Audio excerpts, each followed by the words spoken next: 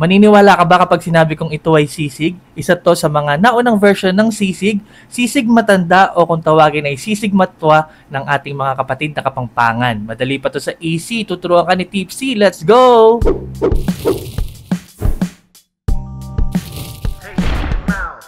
Yo, welcome to Pimp Your Food. Disclaimer lang muna, no? Ito ay sisig matwa ng mga Kapampangan pero hindi authentic and inspired to sa isa sa mga naunang version ng sisig yan. So kung may mali po akong gagawin, pakitama na lang po ako sa comment section para sa next time magawa ko ng tama, di ba? Ang pagkain ay ibinabahagi, hindi pinag-aawayan. Alright, simulan natin to.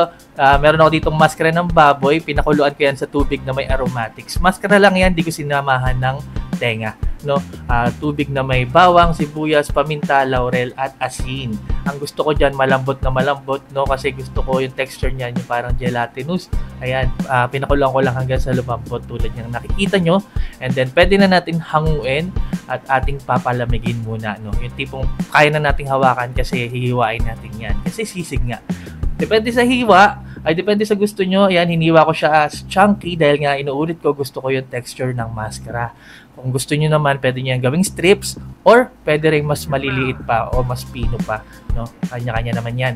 Timplahan lang natin. Napakasimple lang nito. Tinimpla ko ng asin. Huwag nyo kalimutan tikman yung maskara para matansya nyo yung alat na ilalagay nyo. Lagyan nyo ng sibuyas. Mas maraming sibuyas pa sana, no? Pero yan lang ang meron ako.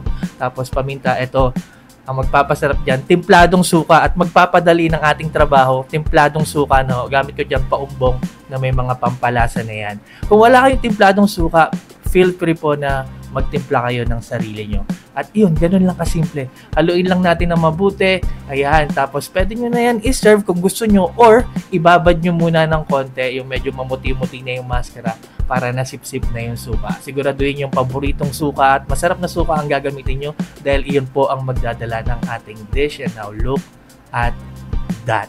Napakasimple, napakadali. Inuulit ko, hindi ito authentic. Ito ang aking take sa sisig matwa or sisig matanda ng mga kapatid nating Kapampangan. Ang sarap nito, boy, napakasimple. Kung wala kayong masyadong maraming oras at gusto nyong magsisig, nako, pwede to, 'di ba? Napaka-minimal lang ating effort.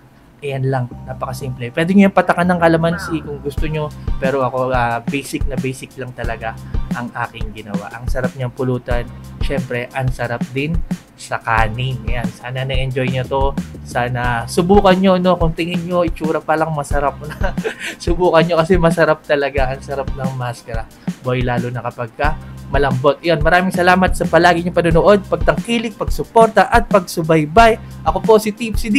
God bless sa inyo lahat. Peace!